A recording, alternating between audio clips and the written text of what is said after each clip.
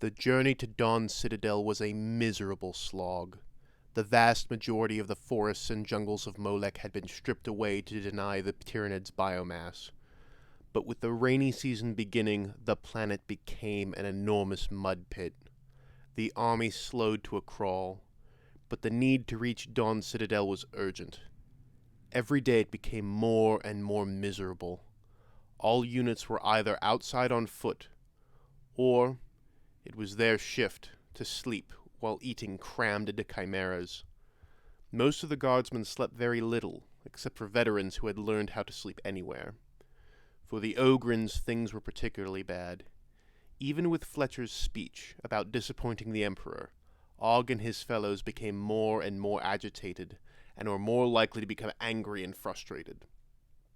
As Ogryn are fully capable of overturning a tank in their rage, Fletcher allowed Bonehead Biff to bring a lumen stick in the Chimera with them. Fletcher turned to more traditional ways of encouraging his charges to enter the transports. Generally, some unfortunate guardsman who incurred the minor wrath of one of his officers would be assigned to lure the Ogryn into the Chimera with food. Once they were all inside, the unfortunate guardsman would then be trapped with a motion-sick, panicky Ogryn. Fletcher's unit was a little calmer with the lumen stick, but the experience was still quite unpleasant. However, one day, everything went surprisingly smoothly, and the young guardsman assigned to Ogryn duty emerged without even a spatter of vomit on him. Commissar Fletcher promptly questioned him. "Guardsman, what did you do? Did you find some corner to hide in?" "No, Commissar, sir. I remained with Bonehead Biff's unit." "And?" "Well, sir, I told him the story of the little snowboar from my homeworld of Betulus Tree. My granddad used to tell it to me when I was a boy, sir. I started telling him the story, and one by one they all drops off to sleep, sir." "What is your name, guardsman?" "Dylan Burke, sir." "Well, Dylan Burke, any time you would rather tell stories than march, you're welcome in our Chimera. Spread the word to the other men and women of your unit. I want volunteers to keep my lads calm during this march. And I think some time out of the mud might do some good for you as well." "Yes, sir." "You speak with the rank and file, and I'll have a word with your commander." "Yes, sir." Dismissed.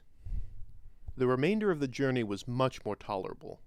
The Ogryns were a bit more calm, though traveling in the transports was still somewhat upsetting for them.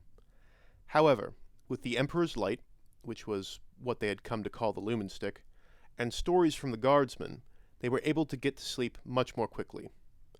Fletcher's method of dealing with the transport challenge spread throughout the army, with overall morale improving as a result.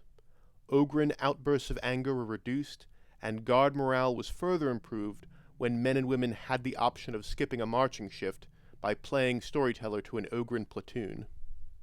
Ogg, Gus, and Biff had the serious challenge of taking care of their las cannons in all this mud. They were not built for Ogryn use. Ripper guns were built to be nearly impossible for Ogryns to destroy. Las cannons were much more sensitive by comparison. Not that las cannons weren't reliable battle-tested machines, but they couldn't just be dropped in a mud pit and be expected to work without a thorough cleaning afterwards. Biff had been trained by Gallus on how to load and fire a las cannon, and Biff and Fletcher passed this information on to Gus and Ogg, who seemed to be getting the hang of things. Sergeant Lazarus and the attached Lamenter Company were used as advanced scouts to help the Astra Militarum units avoid the worst of the mud, but it was still slow going. The Tyranids seemed to be having difficulty moving through the mud as well. Even their burrowing bioforms seemed to get stuck in the morass.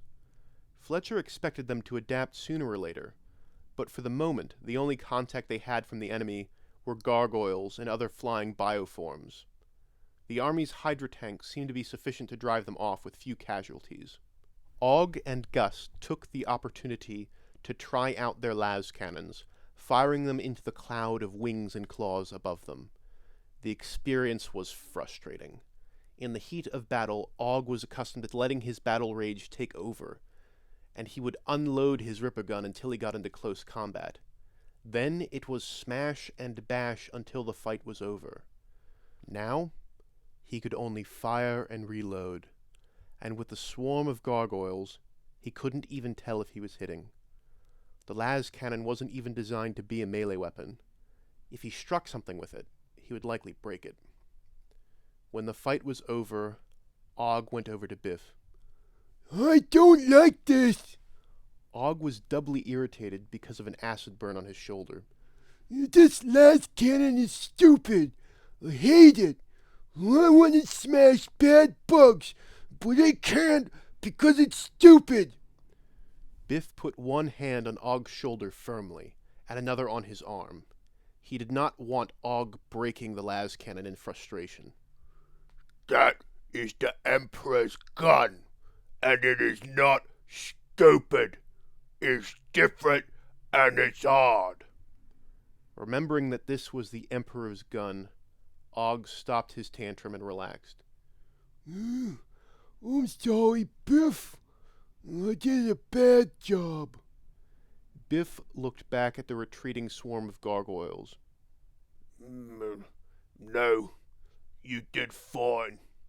We won the fight, and you shot the gun like you were supposed to, and you didn't break it. It's just not fun. Being in the guard isn't fun all the time. Is everything all right, Bonehead? Yes, sir, Commissar Fletcher, sir. Ogg was mad because the gun is different, and he can't smash enemies now. Ogg, do not hit enemies with the las cannon. That is very bad. But he makes a point. I should requisition some appropriate melee weapons for you. I'll give you something to smash the bad bugs with. But do not smash with the las cannon. Ogg relaxed. He still felt chastened, and his face was red. He rejoined the rest of the Ogryns, and they continued their seemingly endless march. Fletcher was able to acquire a few adamantium rods that the Ogryns could use in place of their las cannons if they were forced into melee. Eventually, the mud ended, and they began climbing a mountain. Climbing was hard, but it was much easier than moving through the mud all the time. When the army reached the top, they could look down onto Dawn's citadel in the distance. The vast, ancient fortress was besieged. The cannons fired again and again, and the void shield flickered under the Tyranid assault.